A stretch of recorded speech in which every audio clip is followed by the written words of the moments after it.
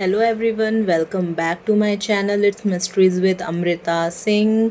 तो आज हम एक बहुत ही हीटेड टॉपिक जो आज इस कंट्री में चल रहा है, it is about Waqf amendment bill of 2025 जो अभी रिसेंटली पास हुआ है both Lok Sabha and from Rajya Sabha. तो आइए आज हम डिस्कस करते हैं कि इसमें क्या क्या चेंजेस आए हैं और पहले इसमें क्या क्या था जो आपको पता होना चाहिए था। सोचो, एक दिन आप उठते हो और आपको पता चलता है कि आपकी प्रॉपर्टी अब आपकी नहीं रही, वो अब वक्फ बोर्ड की हो चुकी है। बिना किसी नोटिस के, बिना किसी वार्निंग के, एक लीगल सिस्टम के थ्रू आपका लैंड वक्फ प्रॉपर्टी बन गया। Like forts like red fort, Taj Mahal, पूरा पूरा गांव, इवन ओल्ड टेम्पल्स तक वक्फ बोर्ड ने कब क्लेम कर लिया, लोगों को पता भी नहीं चला। आज के एपिसोड में हम अनकवर करेंगे like what is waqf, old versus new waqf acts, real shocking examples, मतलब क्या क्या उन्होंने क्लेम कर रखा था, and in this law a challenge to India secular framework. ये है मिस्ट्रीज विद अमृता सिंह, जहां हम लाते हैं वो सच जो अक्सर छुपाया जाता है। So like what is वफ़।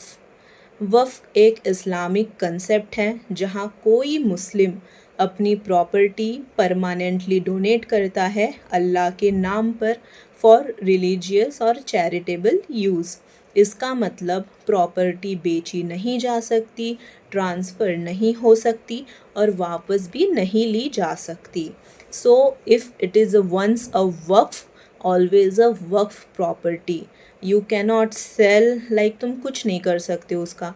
ये सिस्टम काफ़ी पुराना है और पहले मेनली मस्जिद, कब्रिस्तान या मदरसा के लिए यूज़ होता था। सो वक्फ एट 1995, फुल कंट्रोल टू वक्फ बोर्ड्स। वक्फ एट 1995 के अंदर बनाए गए लाइक स्टेट वक्फ बोर्ड बनाए गए। और स्टेट वक्फ बोर्ड में क्या क्या होता है, हर स्टेट में वक्फ प्रॉपर्टीज़ को मैनेज करने के लिए स्टेट वक्फ बोर्ड बनाए गए थे।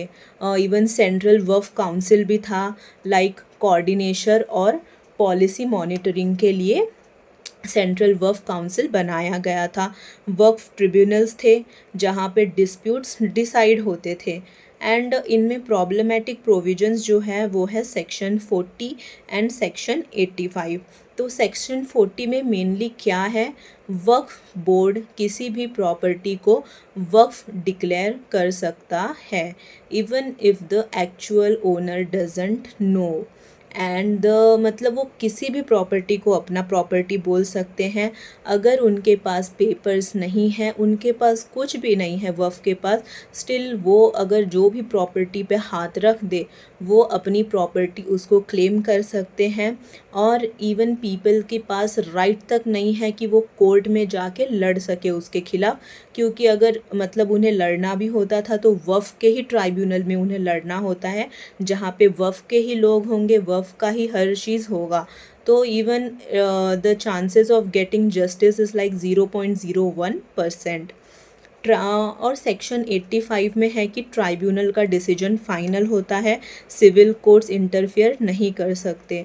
तो देखिए कैसे एक तरफा ये सब कुछ। कल जो तेरा था आज वो मेरा है और आगे भी मेरा ही रहेगा। बरखुरदार, आर यू अंडरस्टैंड मुन्ना?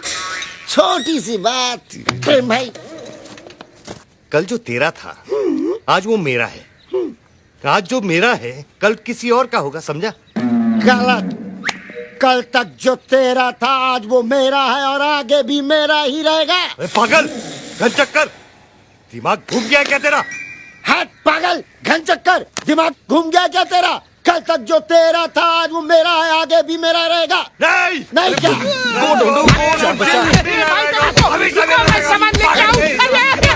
इस बच्चे को मार रहे चल रहा था। And the result is like private property owners के पास लिमिटेड लीगल प्रोटेक्शन है, लाइक उनके पास मतलब ना के बराबर ही लीगल प्रोटेक्शन है। Controversies and shocking examples. Waqf board पर हर जगह फोर्सफुल क्लेम का इल्ज़ाम लगा है. Like you can imagine like Taj Mahal which is in Agra, उन्होंने तक मतलब सुन्नी वक्फ बोर्ड ने कहा ताजमहल उनका मकबरा है, हैंस वक्फ प्रॉपर्टी. एएसआई ने अपोज किया लेकिन लीगल कन्फ्यूजन बना रहा. Means they didn't even bad the Taj Mahal, वो तक उन्होंने क्लेम किया कि वो उनका है. उन्होंने यहाँ तक कि red fort which is situated in Delhi, वो भी उन्होंने क्लेम किया कि रेड फोर्ट भी उनका है. वक्फ बोर्ड ने कहा लाल किला के अंदर मस्जिद जो है वो वक्फ की प्रॉपर्टी है. ओनरशिप पे बड़ा लीगल टसल हुआ. रामलीला मैदान which is situated in Bengaluru, यह पब्लिक लैंड वक्फ प्रॉपर्टी डिक्लेयर किया गया. पब्लिक आउटरीच के बाद केस चैलेंज हुआ कोर्ट में. And like municipal corporation building जो कि सूरत में है, वो भी इमेजिन अ गवर्नमेंट बिल्डिंग पर भी वक्फ बोर्ड ने क्लेम कर दिया था. Even high court, even they didn't bad the high court, they said that the it is on the Waqf land.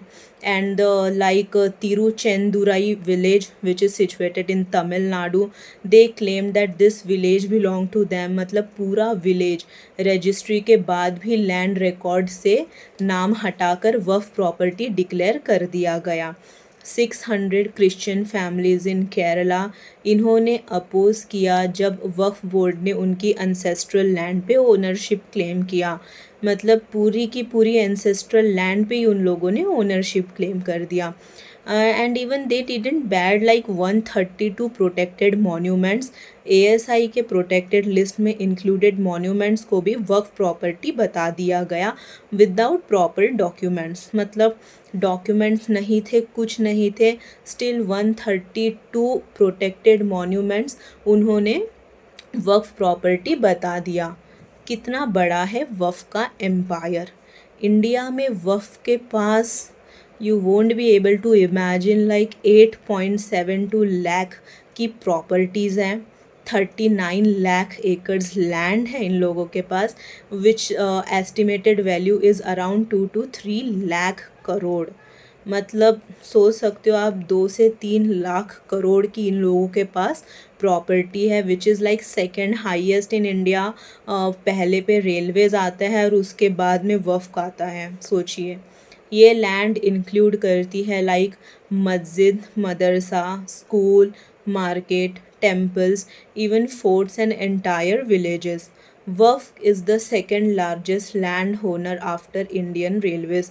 जैसा कि मैंने बताया कि वक्फ के बाद इंडियन रेलवेज़ के बाद सेकेंड लार्जेस्ट लैंड होनर है. भाई ये राइट इनको कहाँ से मिला? लाइक जो रियल माइनॉरिटीज़ हैं, मतलब क्रिश्चियंस, पारसीज, जैन्स, इन लोगों के पास तक ऐसा कोई भी लॉ नहीं है. हिंदूज़ के पास तक ऐसा कोई लॉ नहीं है जो कि मेजॉरिटी है इंडिया में, लेकिन इनके पास ऐसा लॉ है. वक्फ एक्ट 2025 अमेंडमेंट, क्या बदला गया इसमें? 2025 में गवर्नमेंट ने वक्फ एक्ट को अमेंड किया. की रिफॉर्म्स लाई इनमें इंक्लूसिविटी. सेंट्रल वक्फ काउंसिल में नॉन मुस्लिम मेंबर्स मैंडेटरी होंगे और जैसे कि वुमेन मेंबर्स का इंक्लूजन भी इसमें ज़रूरी है.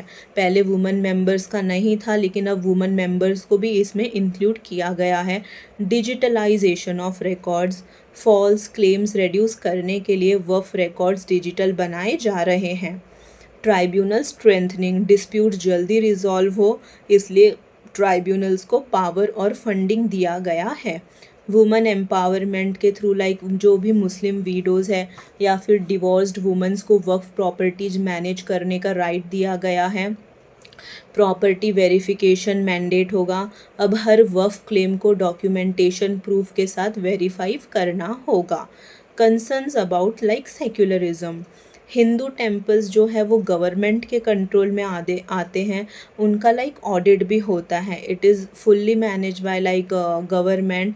मतलब बोर्ड्स होते हैं लेकिन उन पे उनका कंट्रोल नहीं होता है, वो गवर्नमेंट मैनेज करता है. इसीलिए मतलब बहुत सारे प्रोटेस्ट भी होते हैं ना कि free temples from government control, जो कि होना भी चाहिए. वक्फ प्रॉपर्टीज़ जो है वो सेल्फ गवर्नड है. यहां एक सदस्य ने कह दिया माइनॉरिटी इस कानून को स्वीकार नहीं करेगी। क्या धमकाना चाहते हो भाई? संसद का कानून है, सबको स्वीकार करना पड़ेगा। स्वीकार नहीं करेंगे मतलब क्या है? कैसे बोल सकते हैं कोई हम कानून को स्वीकार नहीं करेंगे? एक कानून भारत सरकार का है, हर एक पर बंधन करता होगा और इसको स्वीकार करना पड़ेगा। मिनिमल गवर्नमेंट इंटरफेरेंस होता है इन सारी चीज़ों में। लाइक अगर आप थोड़ा भी इंटरफेयर भी कर लोगे इन केस में तो ये बोलेंगे कि हमारे मजहब में इंटरफेयर कर रहे हैं। क्रिश्चियन, सिख, जैन प्रॉपर्टीज़ के लिए ऐसा एक्सक्लूसिव लीगल बॉडी तो बिल्कुल नहीं है। जैसा मतलब मैंने बताया था कि क्रिश्चियन, जैन जो कि रियल माइनॉरिटी कहलाए जाएंगे, पारसीज़ हो गए, सिख हो गए, इनके पास तो ऐसा बोर्ड भी नहीं है। इवन हिंदूज़ के पास तक नहीं है। जैसे कि अभी बहुत मांग उठ रही है सनातन बोर्ड बनाने की वक्फ बोर्ड की दर्ज पर, लेकिन देखिए वो सब कब हो पाता है। प्रॉपर्टी राइट्स क्राइसिस, अगर वक्फ बोर्ड आपकी लैंड पे क्लेम करे तो आपके पास लिमिटेड लीगल ऑप्शंस बचते हैं कि आप कोर्ट में जा सको। तो ज़रा सोचिए, एक ऐसी बॉडी जिसके पास 8 लाख प्लस प्रॉपर्टीज़ हैं किसी भी लैंड पे क्लेम कर सकती है। आप प्रॉपरली लीगली डिफेंड भी नहीं कर सकते। यह सिर्फ एक लॉ नहीं है, यह एक पावर स्ट्रक्चर है जिसका यूज़ भी हो सकता है और अब्यूज़ भी। ज़्यादातर तो इन लोगों ने अब्यूज़ ही किया है। मतलब हर चीज़ को ये बस वफ़। इवन अंबानी जी का घर एंटीलिया भी इन्होंने बताया कि वो वफ़ की प्रॉपर्टी है। तो क्या वफ़ का साइलेंट एम्पायर चल रहा था अभी तक? और क्या आपकी प्रॉपर्टी अगला टारगेट बन सकती है? अगर ये सच आपको हिलाता है तो किसी क्रिश्चियन ने तो नहीं कहा कि इंडिया गेट हमारा है, गेटवे ऑफ इंडिया हमारा है, और चर्च नहीं सही फिर भी चर्च गेट हमारा है। तो फिर ये केवल किसी एक के दिमाग में क्यों आती है? हमने जो इवैक्यू एक्ट के तहत दे दिया था पाकिस्तान के गए लोगों को, क्या हमारे जो सिख और हिंदू भाई आए थे उनकी जमीनें मिली? अरे महाराजा रणजीत सिंह की राजधानी लाहौर थी और काबुल तक था राज, तो क्या उन्होंने जमीनें नहीं दान दी होगी गुरुद्वारे और मंदिरों को? वो मिली। लाइक करो, शेयर करो और प्लीज़ डू सब्सक्राइब करो for more such exposes only on mysteries with Amrita Singh. So thank you for watching like today's episode and I hope you enjoy. और आपको बहुत सारी नॉलेज भी मिली है कि क्या क्या है और क्या क्या था पहले। So thank you for watching everyone.